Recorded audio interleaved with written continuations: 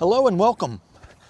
So in my recent video, I had a subscriber, Kevin Andels 9933, inquire about my truck.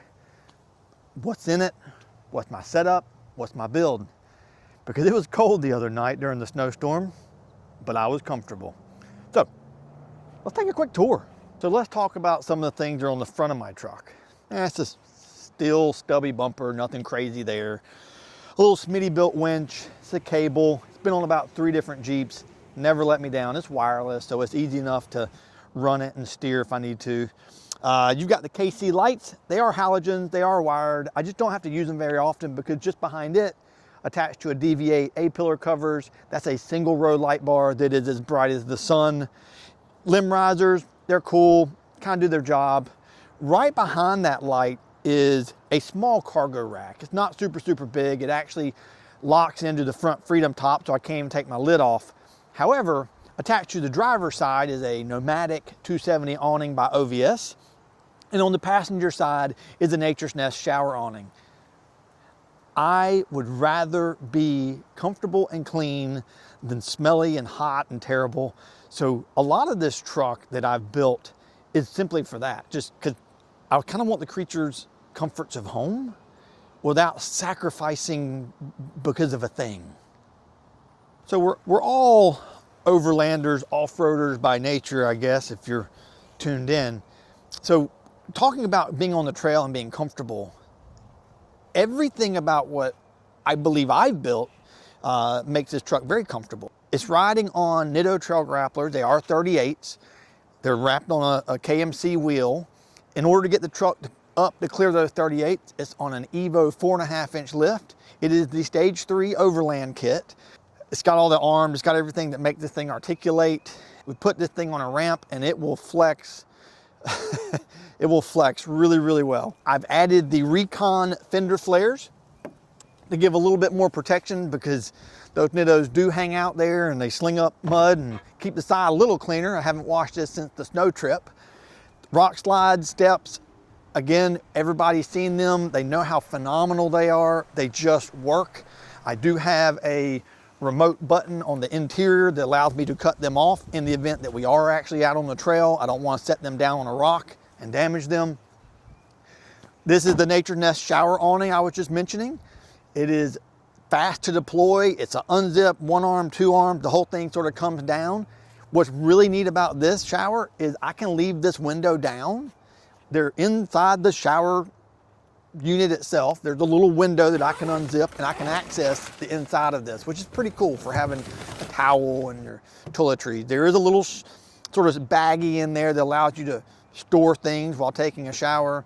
And I run a little portable battery operated propane powered shower. As we keep coming back, you can see those Recon fender extensions. I know that the new Gladiators actually have this little lip that comes off of them. The 2023 did not get that. So I added these. They're really not difficult. A couple little pop rivets. I did have to heat up the rear to make them fit. But man, you talk about keeping the sides of the truck way cleaner. This is a game changer. I also, as you know, I tow a little trailer. So I do not need some big fancy architecture in the back.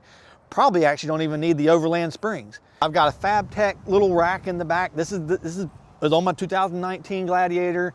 I moved it. It rides great. It carries a couple RotoPax. It's got a propane tank, a small cooler, my GMRS radio antenna, and a CB antenna, which is kind of funny because no one has CB any longer. But it is incredible to listen to truck drivers call us regular folk a bunch of window lickers. As we come around to the driver's side, it's basically a clone of the passenger side, except for the small Nomadic 270 awning by OVS. I went with this awning because, well, Gladiators don't have a tremendous amount of roof space like a Wrangler does or other vehicles that have, you know, shells and things like that. So this little guy mounts directly to that small roof rack. He's easy to deploy. I've added a small bungee that allows me to run him around and mount him to the opposing side of the roof rack. He's been through rain. He's on the Georgia Traverse. He's been through a hurricane, believe it or not, and it went through the snowstorm recently. I've got 0 complaints about deploying it, putting it away. The arms are sturdy. They've handled like a 15, 20 mile an hour breeze. I put the legs down because I knew we had snow coming. It's just a fantastic piece of equipment. Like, I think everything should have an awning. It's how much I love them. So I've done something that a lot of people probably don't do to their Wranglers and Gladiators, and that's taking the door check and pushing it into the door and just leaving it. So my first Jeep was a TJ, and they don't have door checks, they just had the little tether. And I sort of fell in love with the ease of use of that. So the tether is still present, right? Because it runs all the electrics in the door, the window and locks and whatnot, but allows me to swing that thing open. And after a minute or so, the Jeep recognizes that door's open and it cuts off the dome lights. So I'm not even worried about draining a battery. It's got 2 under the hood anyways. So as we come inside the front here, nothing's crazy. We got a couple grab handles. I got an overhead rack that holds a small hatchet and a first aid kit that's easy to get to. I have my GMRS radio system. I have my CB over here. I do have a pedal commander because even though I'm on 38s, I didn't do a re-gear. I live in South Carolina. Like, it's flat land. It's like Florida. The 410s are capable of pushing this truck down. I do see 7th gear. Occasionally I do see 8th. I'm getting around 13.5 to 14 miles to the gallon. I can't complain, truly. I've got a cell phone mount here. I've got a small tray for my passengers. They can throw their cell phone where they need to. Outside of that, it's relatively clean. I don't like rattles. I don't like weird noises that I gotta go track down because I'm going down the road and something's making noise. So let's get to the business end of what makes this truck really special. So as you've seen in my videos, I don't have a back seat. Matter of fact, this truck had about 300 miles on it and it already had no back seat. And before we sort of get into what's in here, how did we get here? I built this. It's basically a sheet of plywood with some down legs. It's about 13 inches off the floor of the truck. It's about 32 inches deep. It allows me to have a little pocket in the back on both sides, still have some sort of an access.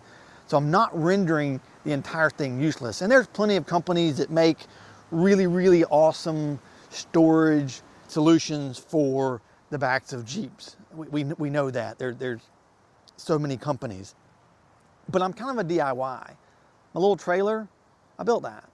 My little base camp that you saw in Adventure 3 with Hunter, I built that. I built that in the garage during COVID. You know, I've had a couple buses that I've completely redone and made them into beautiful homes on wheels. So building something as simple as a refrigerator holder and a rack that allows me to go overlanding and camping with ease seemed pretty easy. I didn't feel like I needed to buy a storage solution. So I built one. You should build one. It's not hard, I promise. So this is a Dometic CFX3. It is a 45-liter refrigerator. I don't need to tell you how much better a refrigerator is over a cooler. I don't have to worry about ice. I do have an ice maker, but I don't want to have to refill it for that. I'd rather that go into my bourbons and things like that. Behind that refrigerator sits 2 power banks. One is an AC2A. It's a little tiny power bank that actually will run him overnight to the next day. No big deal. And he recharges super fast off the truck's 400-watt inverter.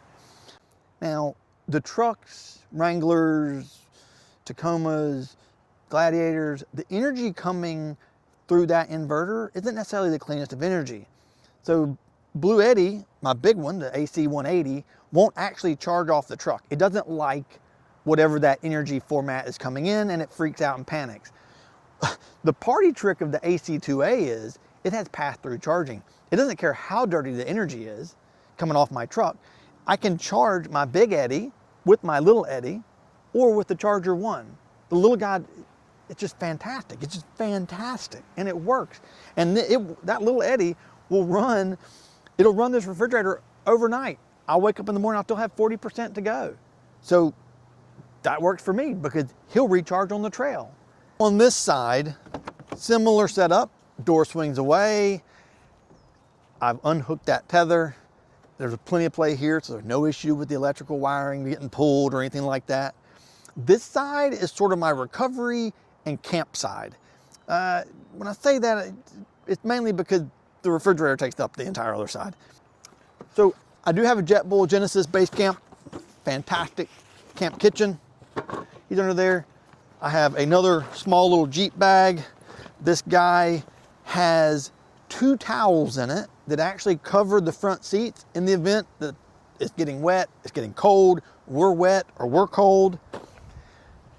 This little gray box is an ARB, and there's a lot of letters. It's like CMPX12, it's bananas, but it's essentially a small portable single piston ARB pump. It's in a little box and it allows me to hook to a 12-volt source and have onboard air without actually having to like have it plumbed into the truck and have a unit under the seat. I can move him from truck to truck. I can hook him to the 12-volt batteries in my little shanty shack camper. I can lend it to a friend. He can then use it to fill up if he needs to. Winning. So also under here is sort of my heavy duty bag when it's gone really, really bad. It's got tree savers, more cables, more straps. It's got everything that I may need, snatch blocks included, and I hope I never got to use any of it. That's why it's all in the back. And that's about it underneath. It's a tremendous amount of storage. Like, not like high body storage, but it's big. And it allows me the freedom because, you know, when you build it yourself, you can do whatever you like. This seat can still slide on nearly all the way back to its last setting.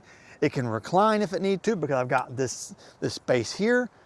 And that sort of gets me into everything that you see behind me. Well, there's my air hose for my ARB. Toughbuilt. This is their little stack tech stuff they've got. It's just neat, right? I've got a paper towel holder. I've got a little cup that twists that doesn't rattle, which I love. It doesn't rattle, none of this rattles. How do you fill up the space, right? The space that we have, and it still work and be utilized? And I've tried a couple different configurations with this, and then because all these things sort of stack together, essentially, this is just a great big milk carton. You know, when you want to talk positive about a company that's built something well, and then you go test it, and then you're on like year 3 with it, and you're still like, I'm not getting rid of that. That is I think that's the best review you can give someone, right? So here we are, like these drawers, like they're full of stuff. That's my lights. There's utensils. There's all my propane and butane stuff. I've got my little JetBoil flash up here. I've got my little bio light that is incredible. This is awesome, by the way. The little pill lights you see in every video. It can charge via solar. It charges USB-C. It's got 3 light settings, and it's incredible. It's a fantastic little light system. I just can't say enough positive things about this little storage option. And it gives me space. I still got like a lot of room here. Typically what ends up getting set here is either gonna be my Ice Cove air conditioner in the summer, or my little diesel heater will sit right here. So as I'm sort of putting stuff away, I'm thinking, thank you. Thank you for stopping in and watching my video. Thank you for taking a moment and subscribing if you did, liking. So that's sort of it. It works. Got everything I need. Want to check out the trailer?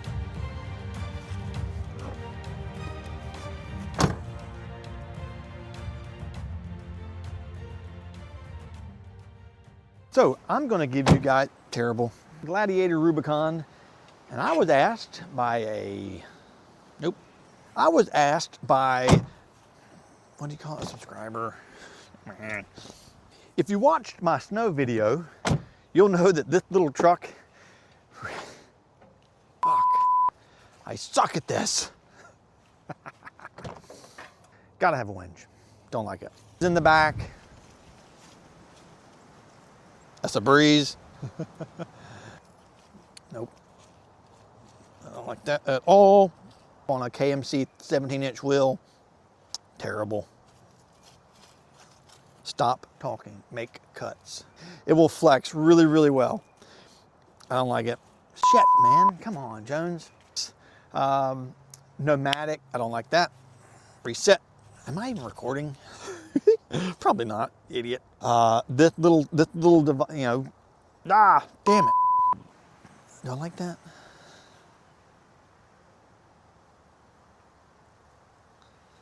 I wrote that down. Please hold. I'm an idiot. He's not that. This is a CF. Fuck, Jones, you suck.